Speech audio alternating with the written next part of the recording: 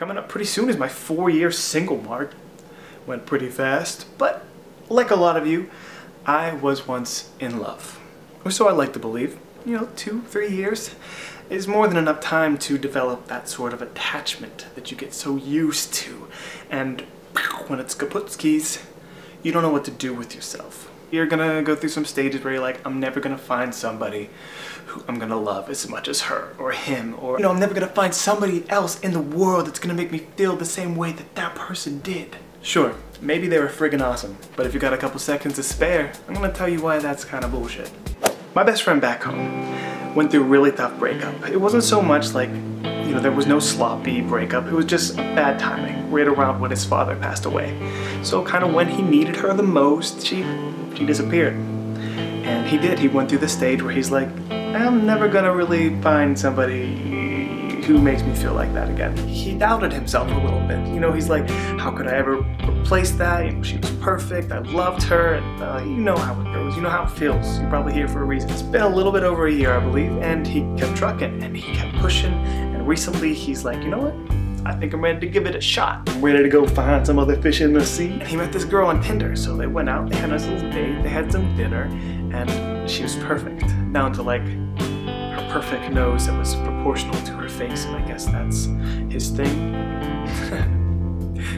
you know what it is, like she had everything that he was looking for. And towards the end of the date, she got a really weird text message, I guess from her ex-fiance. And you can imagine it went downhill from there. They had a conversation afterwards and how they're probably gonna work things out, her and her ex-fiance. And you know, sorry, I had a nice night, but see you later. This is where the story really begins. She's the first girl that taught me to feel again. And I replied, yes, but more importantly, she taught you that you can feel again. Do you see what I'm saying? And we had a nice long philosophic conversation about how she came at the right time. And that even though things didn't work out after this nice date, she still came into his life for a reason. And that finally, there's some light at the end of the tunnel. But I'm serious, this happens every time. It happened for me. Eventually, you're gonna meet somebody and you're just gonna fly to them like a bug to light. They're just gonna have some sort of energy about them, some sort of aura.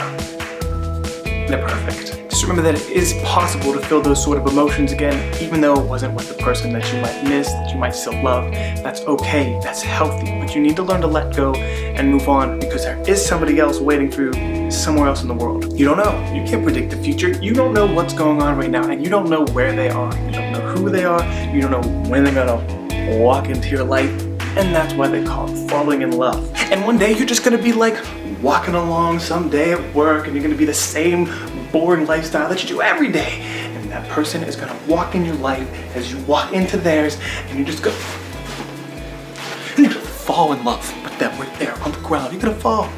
You're not gonna expect it, and it's gonna be a little bit at first and then all at once, because that's what it is. What I'm trying to say is that after everything, after being hurt, after being let down, after going through denial and maybe even hate, the most important thing to understand about a breakup is that someday you will realize that your heart's not just this puddle of Cupid's mashed potatoes that he didn't finish eating at lunch.